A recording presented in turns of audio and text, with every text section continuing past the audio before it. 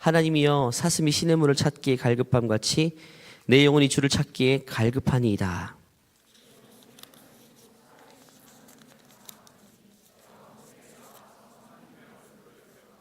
사람들이 종일 내게 하는 말이 내 하나님이 어디 있느냐 하오니 내 눈물이 주야로 내 음식이 되었도다.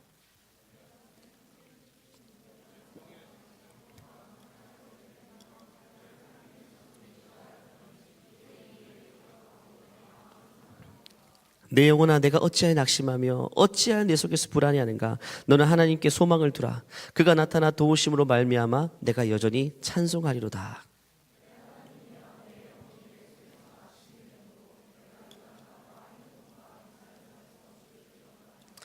주의 폭포 소리에 깊은 바다가 서로 부르며 주의 모든 파도와 물결이 나를 휩쓸었나이다.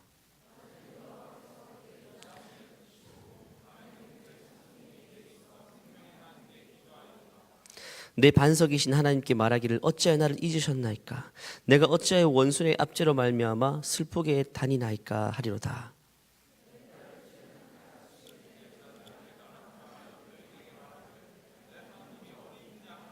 같이 읽겠습니다. 내 영혼아 내가 어찌하여 낙심함 어찌하여 내 속에서 불안해하는가. 너는 하나님께 소망을 두라. 나는 그가 나타나 도우심으로 말미암아 내 하나님을 여전히 찬송하리로다. 아멘. 여러분 절망이란 단어 아시죠? 절망. 한자로 풀이하면요 끊어질 절자에 바랄 망자입니다. 풀이하면요 바라볼 곳이 없어질 때 절망의 상태에 빠졌다. 더 이상 바라볼 곳이 없이 모든 것이 다 끊어졌다. 그러면 절망의 상태에 돌입하게 되는 겁니다. 한마디로 소망이라는 것이 전혀 보이지 않을 때, 마지막 남은 소망마저 꺼졌을 때 이제는 그런 절망의 상태에 빠지게 되는 겁니다. 여러분 마냥 힘들다고 다 절망의 상태에 빠지는 것은 아닙니다.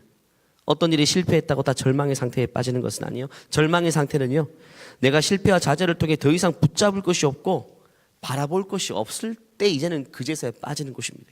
절망은요 낙심이란 것과 다릅니다. 낙심을 통해 절망에 빠지는 사람이 있는가 하면요 낙심을 통해 하나님께로 소망을 두는 사람도 있습니다.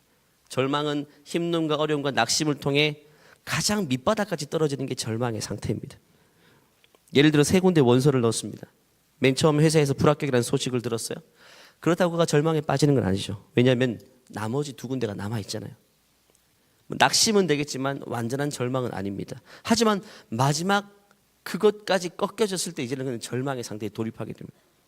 여러분 이런 절망에 빠진 적이 있습니까? 붙잡을 수 있는 것들이 다 이제는 떨어져가지고 이제는 더 이상 붙잡을 게 없다. 더 이상 바라볼 곳이 없다. 이런 절망의 상태에 빠진 적이 있습니까? 인생을 살다 보면 이런 때가 또 찾아옵니다, 여러분. 그런데 절망이라는 단어를 그 의미를 한번 생각해 볼 때 우리 그리스도인에게 절망이라는 단어가 어울리는 단어일까요? 그것은 아닙니다. 왜냐하면 우리는요 아무리 어려운 일을 당해도 눈앞에 있는 모든 소망이 다 사라져요. 취직, 직장, 돈, 경제, 건강, 친구들 뭐 다 눈앞에 있는 것들이 하나씩 다 꺼진다 해도 마지막 남은 게 뭐죠? 최종적인 소망이 있잖아요. 누굽니까? 우리의 하나님은 꺼지지 않잖아요. 우리 하나님은 우리를 놓지 않습니다. 마지막 최종 소망이신 하나님이 우리에게 있기 때문에 우리는 절망에 빠질 일이 없는 겁니다. 마지막 그분이 계시니까.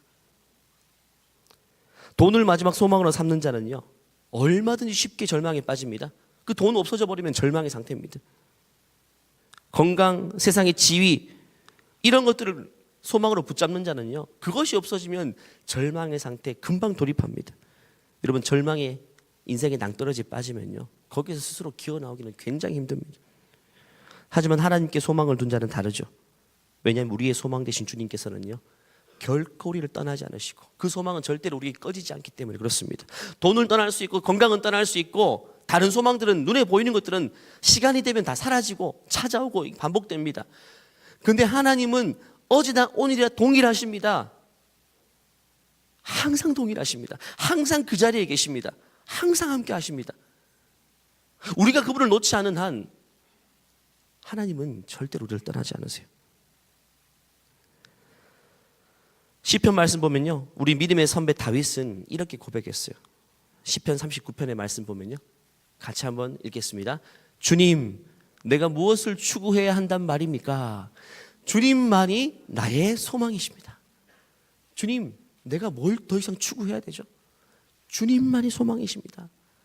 다윗이 진짜 아무것도 없어 주님밖에 없어서 한 말일까요? 아닙니다. 다윗은 왕이었습니다. 다 가졌어요. 모든 걸 다 가진 사람이에요. 근데 아무것도 없습니다. 주님밖에 없습니다라고 고백하는 겁니다. 다 가져봤지만 다 나를 떠나더란 겁니다. 심지어 가족마저 말이죠. 근데 하나님은 나를 떠나지 않았어요. 주님만이 내 인생의 든든한 반석이시고 변하지 않는 소망이라고 고백하는 겁니다. 이 시편은요, 많은 신학자들이 다윗이 왕이 된 후에 그의 말년에 고백했다고 이야기합니다. 왕으로서 소망들은 많았겠죠. 권력도 권세 있고 맛있는 거 마음대로 먹고 미래가 걱정이 없습니다. 그런데 그에게 제1 소망은 여전히 하나님 한 분, 여전히 하나님 한 분. 다윗의 인생 보면 절망에 빠질 만한 상황이 굉장히 많았어요. 예를 들면 대표적인 것은요, 그렇게 사랑스러운 아들이 다 크고 난 다음에 자기에게 칼을 겨누었어요. 아들이 자기에게 칼을 겨누어서 그는 왕국을 벗어나서 도망자의 신세를 맞이하게 돼요. 그 자기 도망자가 됐다, 왕권을 빼앗겠다, 이게 힘든 게 아니라 그 사람이 바로 아들이라는 사실이 얼마나 가슴 아팠는지 몰라요. 여러분 아들 없어도 잘 모를 겁니다. 그렇게 어릴 때 사랑스러운 아들이 다 커서 나를 대적한다면요, 그건 진짜 숨 쉴 수 없는 고통이에요. 숨 쉴 때마다 찾아오는 고통일 겁니다. 낙심이 안 되겠습니까, 여러분? 낙심이 됐어요. 그래서 시편 42편 오늘 읽은 6절 말씀 보면 다윗이 이렇게 고백하지 않습니까? 같이 읽을게요. 내 하나님이여, 내 영혼이 내 속에서 낙심이 되므로 내가 요단 땅과 헤르몬과 미살산에서 주를 기억합니다. 내가 너무 낙심이 되니까 나 죽겠다 진짜. 어떻게 내 아들이 나를 저렇게, 살 소망이 없다, 아무것도 싫다, 밥도 싫고 다 싫다, 어떻게 내 아들이. 다윗은 낙심이 절망에까지 이르려고 했어요. 낙심이 이제는 절망에 낭떠러지까지. 근데 감사하게도 다윗은 마지막 소망이신 주님을 끝까지 붙들었어요. 절망의 낭떠러지 떨어지지 않았습니다.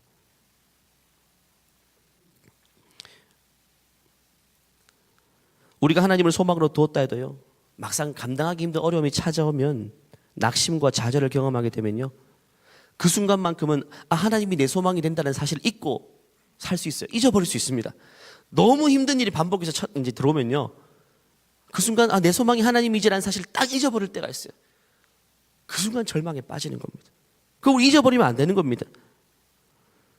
여기 훌륭한 청년들 많지만 우리 지용이, 청년부를 위해 늘 앞장서시는 우리 지용이 부모님이 삼성의 회장님이라고 한번 생각해 봅시다. 삼성 회장님. 물론 삼성 회장님 요즘 안 좋죠. 감옥 왔다 갔다 하고. 죄송합니다. 근데 지우가 취업하기 위해서 여러 여기저기 원서를 넣었는데 계속 어떤 건 서류에서 탈락, 어떤 거는 최종 면접까지 갔는데 거기서 또 탈락의 고배를 마십니다. 마음이 무너지죠. 마지막 회사에서 또 불합격 판정받아 마음이 무너지면 낙심이 되죠. 그 순간만큼은요, 우리 아빠가 회장님이었네 라는 사실을 기억하기 쉽지는 않습니다. 왜? 떨어졌다는 그 좌절감이 너무 크기 때문에. 근데 정신을 차리고 보면 낙심은 되지만 절망할 일을 안 해요, 사실. 왜? 아빠 나 또 떨어졌어. 그럼 아빠가 뭐라 그럴까요? 그래, 그럼 나하고 일하자. 나하고 일하자. 이러면 끝나는 거 아닙니까? 지용에게는요, 엄청난 소망, 아빠 카드가 있는 거죠. 아버지 카드. 낙심은 되지만 절망에까지 이르지 않은 이는요, 그에게 끊어지지 않은 소망이 있죠. 다음날 아버지가 너 누구니?라고 하지 않잖아요. 부자관계가 끊어지지 않습니다. 그러니까 영원한 소망이 있는 한 여러 가지 낙심될 일이 반복적으로 찾아와도 그 마지막 소망이 내 의식 속에 있는 한 절망에까지 이르지 않는다. 중요한 것은 낙심의 순간에 영원한 소망 되신 그분을 기억하고 붙잡는 것이 중요합니다. 그래서 5절 6절 다윗이 굉장히 낙심했을 때 이 일 때문에 그는 결국 하나님 붙잡아요. 한번 볼까요? 5절 6절 7절입니다. 같이 읽을게요.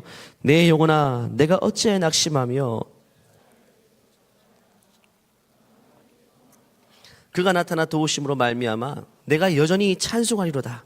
내 하나님이여 내 영혼이 내 속에서 낙심이 되므로 내가 요단 땅과 헤르몬과 미살산에서 주를 기억하나이다. 5절 보니까 하나님이 소망이라는 사실을 기억하라고 줘. 자기 자신에게 말하는 겁니다. 지금 내 영혼아 라고 이야기하죠. 나 형서가 정신 차려. 너 시험에 떨어졌다고 다가 아니야. 너 정신 차려. 하나님께 소망을 둬. 야, 형사가 스스로에게 말하는 겁니다. 야, 무너지지 마, 무너지지 마. 6절 말씀 볼까요? 주를 기억하라고 말하죠. 기억하라. 낙심이 되는 건 현실인데, 요단과 헤르몬과 미살산에서 나는 주님을 결국 기억합니다. 하나님이 내 소망 되신 사실을 기억합니다. 잊어버리지 않았습니다. 이렇게 말하죠. 요즘 말로 말하면요, 내 영혼이 낙심이 되므로, 6절 말로 바꿔볼게요. 내 영혼이 낙심이 되므로 내가 홍대에서, 내가 양화대교에서, 양화대교까지 올라갈 수 있겠죠. 집 앞에서 또 이 예배당까지 와서 내가 주님을 기억합니다. 이런 의미예요. 내가 절망이 돼서 저기도 가봤고 했지만, 그래도 내가 이 자리에 찾아와서 내가 주님을 기억합니다. 주님이 나에게 함께 하셨군요. 이 사실입니다. 사실 그리스도인이 절망에 빠진다는 사실은요, 세상으로부터 손가락질 당할 일이에요. 아까 말한 지용이가 다른 회사에 면접 떨어져서 낙심한 친구를 붙잡고 하소연하죠. 그럼 그 친구들이 뭐라고 이야기합니까? 야, 너 아버지는 삼성 회장님인데 장난치냐? 위로는커녕 배부른 소리 한다고 얘기할 겁니다. 사실 마찬가지예요. 물론 하나님이 없는 사람들은, 믿지 않는 사람들은 소망이 없어요. 눈에 보이는 소망밖에 없습니다. 세상 사람들은 눈에 보이는 게 소망이기 때문에 하나님 같은 영원한 소망은 없습니다.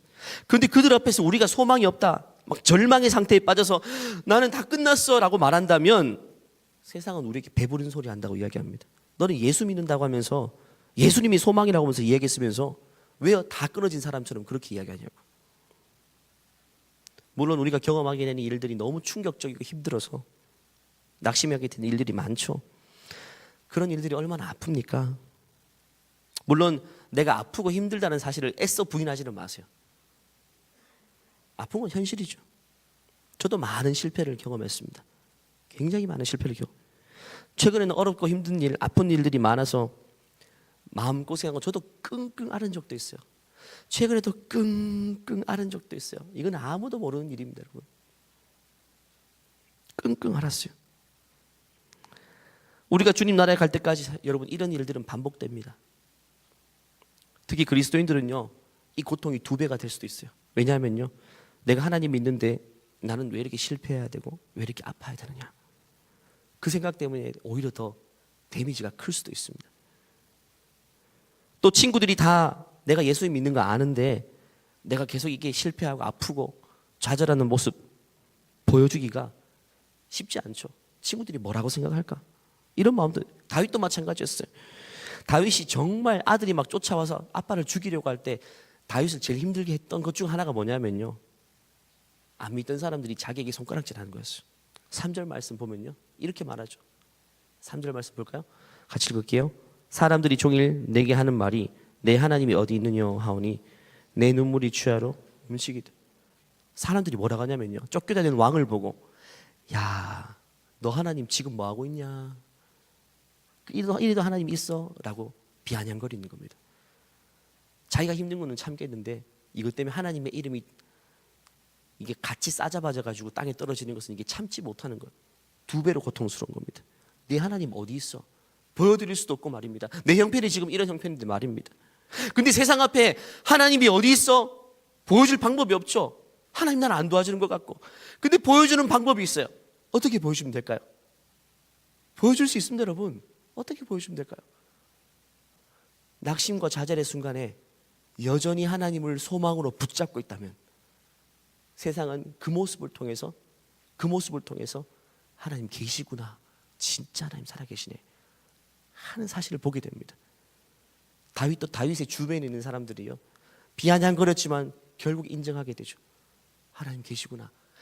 왕이 저렇게 아들에게 쫓겨다니면서 처참한 꼴을 당했는데 포기하지 않고 끝까지 가는 거 보니까 하나님 계시긴 계시구나. 하나님 계시긴 계시구나. 저도 이런 때가 있었어요. 20살 때 예수 믿고 그때부터 제가 완전히 거듭나가지고요, 교회 생활도 열심히 하고 봉사도 열심히 하고 막 밝고 건강하고 주도적으로 살았습니다. 그때 그 당시에는 교회 다니지 않던 저희 아버지께서 뭐만 잘못하면 하나님 이야기를 하는 거예요. 너 교회 다닌다는 애가. 저희 아버지 지금 한 번씩 제 설교 영상을 보시는데 이거 보면 기억하실지 잘 모르겠습니다. 지금은 교회 다니시기 때문에 계속 이것 때문에 제가 너무너무 힘들었어요. 뭐 잘못하면요 성적이 좀 안 나와도 너 교회 다닌다는 애가 뭐 이렇게 말하니까 나 때문에 하나님 이름이 또 땅에 떨어지는 것 같아서 굉장히 괴로웠어요. 너무 싫어가 막 반항하기도 하고 그랬습니다. 물론 제가 나태했고 내가 열심히 살지 못해서 책망받는 거라면요 달게 받죠. 근데 그걸 모두 하나님과 연관지어서 이야기하니까 너무 아픈 거죠. 힘든 겁니다. 지금 다윗의 고백처럼 내 눈물이 주야로 내 음식이 되었다 이렇게 표현합니다. 굉장히 시적인 표현이죠. 내 눈물이 내 음식이 되었다. 뭡니까? 밥을 안 먹어, 밥이 안 넘어간다는 거죠. 눈물밖에 안 난다. 눈물밖에 안 난다. 왕이었던 다윗이 그렇게 고백하고 있어요. 지금 왕이었던 다윗이, 모든 사람이 부려하던 왕의 지위를 가졌던 다윗이 하루아침에 그런 고백을 하게 되는 거예요. 여러분, 그래도 다윗이요 진짜 하나님 마음에 합한 사람이에요. 그런 그 상황 속에서도 왕의 힘으로, 여러분 주위에서 내 하나님이 어디 있느냐 할 때 어떻게 하면 됩니까? 그래도 왕권을 가지고 있어요. 아직 왕의 힘을 가지고 제압해버리고 말 한마디 하는 사람 주둥이를 납작하게 만들 수도 있어요. 신하들이 뒤에서 하는 소리가 들립니다. 왕이 찬양하며 바지가 흘러내릴 정도로 막 춤추고 찬양하고 예배하던 왕인데 지금 꼴이 뭐냐고 막 신하들이 이야기하죠. 그 왕권 가지고 그냥 주둥이를 그냥 납작하게 해줄 수 있어요. 그럼 다윗은 그렇게 하지 않았어요. 그 말 듣고 그냥 너무 서글퍼서 또 하나님 앞에서만 울었어요. 하나님 여전히 내 소망 되신데 내가 어떻게 합니까? 그리고 모든 수모와 아픔을 에너지로 삼아서, 여러분 모든 수모와 아픔을 에너지로 삼아서 어떻게 했습니까? 기도했어요. 기도. 여러분, 기도의 에너지는요 낙심과 슬픔입니다. 뜻밖이죠. 기도라는 발전기가요 뭘로 돌아갈까요? 발전기는 태양열, 기름, 맞죠? 수력 발전 여러 가지가 있지만 기도라는 발전기는 뭘로 돌아가는지 아십니까? 의외로 낙심과 좌절이라는 에너지원으로 돌아가요. 낙심, 좌절이 생겼을 때 기도가 엄청 잘 돼요. 이게 참 신기한 겁니다. 너무 기뻐서 막 길길이 날뛸 때 다 잘 되고 이럴 때는요 기도가 안 돼요. 안 돌아갑니다 이게. 근데 낙심되고 좌절되면요 기도의 발전기가 막 팍팍 들어가기 시작합니다. 다윗은요 그 아픔이라는 에너지를 가지고 막 기도하기 시작했습니다. 기도라는 열차가 움직이기 위해서 가장 좋은 연료는요 실패와 좌절, 슬픔과 아픔입니다. 성경에 등장하는 대표적인 기도의 여인이요, 여성들이 여기 많지만 성경에 가장 존경할 만한 기도의 여인은요 한나라는 여인입니다. 한나. 사무엘상 1장 말씀 보면 사무엘상 처음부터 한나라는 여인을 소개하는데 비참한 여인으로 소개합니다. 같이 읽어볼까요? 에브라임 산지 라마다임 소빔에 그는 여로함의 아들이요 엘리우의 손자요 도우의 증손이요 숲의 현손이다. 그에게 두 아내가 있었으니 한 사람의 이름은 한나요 한 사람의 이름은 브린나라. 브린나에게는 자식이 있고 한나에게는 자식이 없다. 여러분, 한 남자에게 두 아내가 있는데 그 둘 중에 한 명이 되었다 생각해 보십시오. 좋겠어요? 괴롭죠. 운명 자체가 괴롭습니다. 근데 게다가 자식이 없어요. 자기는 아기를 못 낳는 겁니다. 아기를 못 낳아요. 대를 이룰 수 없고, 그 당시는 이제 버림받기 직전인 겁니다. 대를 못 이으면요 버림받고 새로운 처가 오는 겁니다. 사실 브린이라는 여인이요 첫째가 이제 한나가 첫째 부인인데 아기를 못 낳으니까 후처를 드린 겁니다. 근데 브린나는요 집에 들어오자마자 첫날 밤부터 임신이 돼가지고 아기를 막 낳기 시작해요. 얼마나 살 소망이 없습니까? 그때부터 한나의 아픔을 이제 성경은 이야기합니다. 더 구체적으로 6절 7절 볼까요? 같이 읽어볼게요. 여호와께서 그에게 임신하게 그의 적수인 브린나가 그를 심히 격분하게 하여 괴롭게 하더라. 매년 한나가 여호와의 집에 올라갈 때마다 남편이 그같이 하며 브린나가 그를 격분시키므로 그가 울고 먹지. 다윗과 똑같아요. 울고 먹지 않았습니다. 밥이 안 넘어가요. 그 눈물이 양식이 되었어요. 후처 브린나가 자기를 격동해요. 너는 아기도 못 낳는 처가 무슨 집에 붙어있을 자격이 있냐고. 늦게 들어온 새까만 그 젊은 여자가 자기를 이제 매몰차게 하는 겁니다. 밥이 안 넘어가죠. 근데 그 한나는요 아픔과 괴로움의 에너지를 가지고 뭘 했을까요? 10절입니다. 같이 읽어볼게요. 한나가 마음이 괴로워서 여호와께 기도하고 통곡했다. 다윗과 똑같죠. 아픔과 슬픔이 기도의 불을 지피는 훌륭한 연료가 되었던 것입니다. 근데 그 한나의 기도의 목소리가 달랐어요. 얼마나 아팠을까요? 기도의 발전기가 막 빠르게 돌아가니까 기도가 불을 받았어요. 너무 간절히 기도했던 나머지 성전에 있던 엘리 제사장이 술 취한 여인이라고 치부하고 막 욕했어요. 너 나가라 그랬어요. 어디 대낮부터 술 취한 여인이 성전에 와서 이렇게 술 주정하냐고. 너무 간절히 미친 사람처럼 기도했으니까. 여러분, 낙심과 좌절은 두 가지 엔진이 가동합니다. 낙심과 에너지는요, 두 가지 엔진을 가동시킬 수 있어요. 첫 번째는요, 원망의 엔진을 가동시킬 수 있어요. 낙심과 좌절이 밀려올 때 이 연료를 가지고요, 원망의 엔진을 가동하면요, 목적지는 어딜까요? 어디로 갈까요? 절망의 낭떠러지로 떨어집니다. 원망. 근데 또 하나의 엔진은 기도의 엔진입니다. 낙심과 좌절의 이 아픔을 가지고 기도라는 엔진을 막 돌리기 시작했을 때 그 목적지는 어디로 갈까요? 소망으로 갑니다. 소망. 여러분, 결국에서 이스라엘 전체에서 제일 불쌍했던 넘버원 이 한나라는 여인이 어떻게 됐을까요? 이 기도의 응답으로 사무엘이라는 아기를 낳게 돼요. 근데 사무엘은 구약 전체를 통해서 제일 위대한 인물이 됩니다. 위대한 인물. 그래서 도대체 사무엘의 엄마가 누구야? 모든 여인이 말할 정도였어요. 그러니까 제일 비참하고 불쌍했던 여인이 모든 여인들이 존경하는 1순위 여인이 됐던 겁니다. 도대체 사무엘을 낳은 엄마가 도대체 누구야? 이 성경에까지 기록된 거 아닙니까? 여러분, 20대 나이 때 낙심할 일이 얼마나 많습니까? 같은 일이라도요, 여러분, 20살 때 겪는 아픔과 30살, 40살 때 겪는 아픔은요, 좀 강도가 다른 것 같아요. 저도 20대 때 겪은 아픔들이 제일 서럽고 아파요. 뭔가 정해지지 않으니까 이게 막 내가 망할 것 같고, 뭐 아무것도 안 될 것 같고 두려움이 함께 밀려오기 때문에 아픕니다, 여러분. 아파요. 저는 여러분들의 아픔을 많이 겪고 있다는 것도 알고 있습니다. 우리 마음을 괴롭게 할 일들이요, 20대에 아주 집중해서 몰아칩니다. 집중. 제 인생도 그랬어요. 그만큼 20대의 시기가 중요하기 때문인 것 같아요. 많이 성장하고 잘해야 될 시기고 중요한 시기니까 그 모든 고통들도 집중이 됩니다. 그 낙심의 순간 여러분은 그 낙심과 좌절을 에너지 삼아 어떤 엔진을 돌리겠습니까? 예수님 안 믿는 친구들은 대부분 마찬가지입니다. 아픔이 있을 때요, 그걸로 그냥 원망의 엔진을 돌립니다. 자신을 원망하고 주위 사람들을 원망하고 모두 이 나라 탓이라 그러면 나라 탓, 이 나라 탓, 이 환경 탓, 내 탓이다, 엄마 탓이다, 우리 집안 탓이다, 이 환경 탓이다. 그러면 더 깊은 절망으로 빠집니다. 거기서 헤어날 방법이 없습니다. 하지만 기도의 엔진을 돌리면요, 완전 반전을 경험하게 돼요. 야고보서 5장 13절 말씀 볼까요? 이건 우리 인생의 공식입니다. 공식. 1 더하기 1과 같은 반드시 기억해야 될 공식입니다. 같이 읽어볼게요. 너희 중에 고난당하는 자가 있느냐? 그는 기도할 것이요. 즐거워하는 자가 있느냐? 그는 찬송할 것이다. 우리 인생은 늘 두 가지 반응입니다. 고난, 아프고 힘들어요. 또 반대로 즐거울 때가 있습니다. 그때 어떻게 반응해야 됩니까? 고난 당할 때는 그 아픔을 에너지 삼아서 기도하면 되는 거고요. 너무 좋은 일이 많아요. 그러면 하나님 감사합니다, 찬송하면 되는 겁니다. 근데 예수님 믿지 않으면요, 딱 요거 반대죠. 반대. 딱 반대입니다. 고난 당하면 어떻게 합니까? 아픔 당하면요, 원망과 좌절과 낙심, 절망입니다. 맞죠?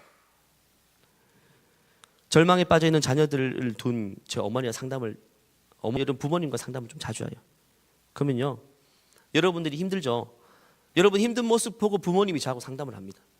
근데 부모님과 대화해보면 부모님은요, 훨씬 힘들어요. 자기 자녀가 그런 절망과 아픔에 빠져있다는 모습을 보는 부모는요, 2배로 힘듭니다. 그러니까 여러분이 어려운 일을 당해서 좌절에 빠져있어요, 절망에 빠져있습니다. 여러분 주위의 모든 사람들이 다 힘들어요. 가정부터 가까이 있는 사람들부터 그 아픔을 함께 지게 되는 겁니다. 영향을 줘요. 모두가 힘들어집니다. 그리고 여러분, 예수님 안 믿는 사람 성공하면 어떻게 됩니까? 즐거운 일을 만나면 찬송하는 게 아니라 교만해지죠. 고개가 빳빳해지고 이제 힘이 들어갑니다. 이것 역시 주위에 안 좋은 영향을 끼칩니다. 우리는 이 세상과 반응과 다른 반응을 보일 수 있어야 돼요. 고난 중에는 기도하고요, 즐거운 일을 만나면 찬송하는 겁니다. 그러면 내 주위에 있는 가족과 내 주위에 있는 모든 사람들이 선한 영향을 받아요. 우리 자녀가 너무 힘든 일을 만났는데, 이렇게 잘 일어서는구나, 하나님을 붙잡고 이걸 기도하네, 일어서겠구나 하면 주위의 모든 사람들이 힘을 받아요. 힘을 받습니다. 긍정적인 에너지를 줍니다.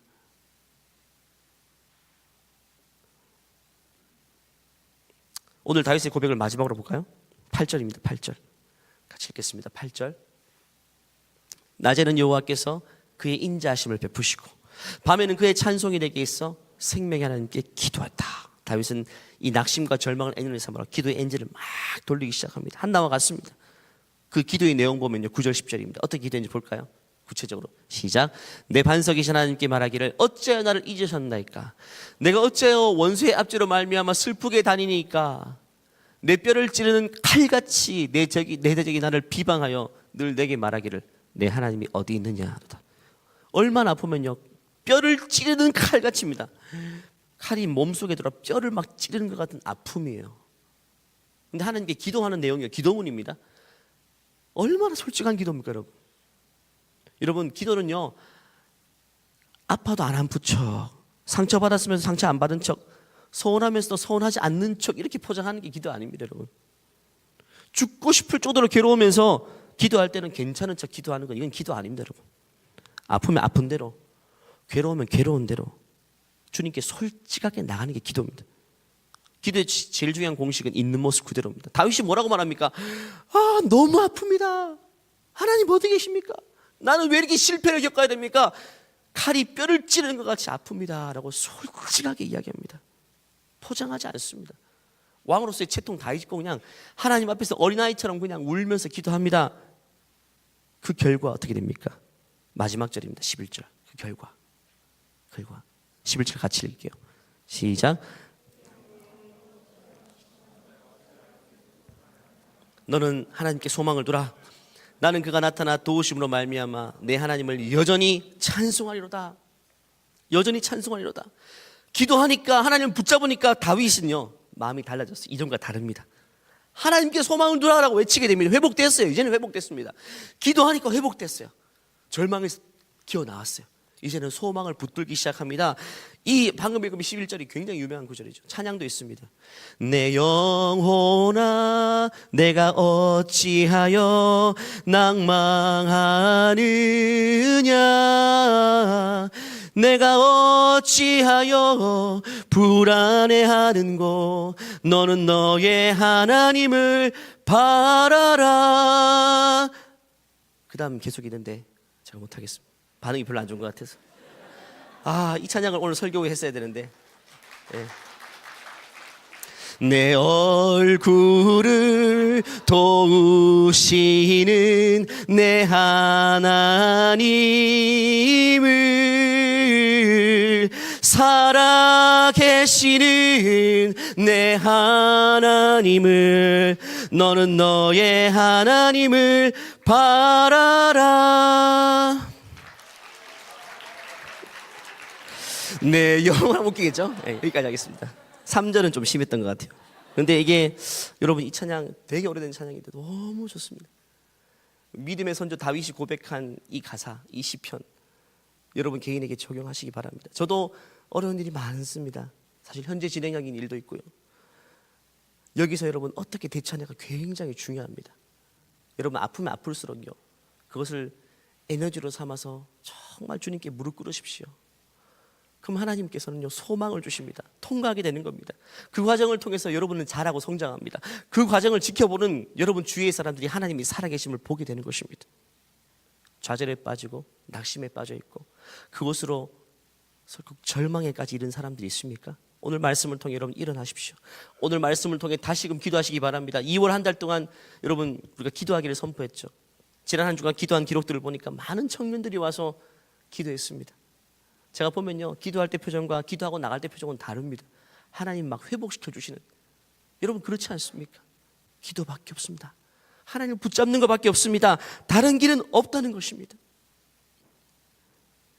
주님과 함께 우리는 인생을 걸어가야 됩니다. 그것이 기도입니다. 이 자리에 계신 모든 우리 이알 공동체 청년들이 소망이신 하나님을 붙잡고 다시금 낙심과 좌절에서 일어나 이제는 하나님을 붙잡게 되는 놀라운 능력의 삶 살아가기를 간절히 축원합니다.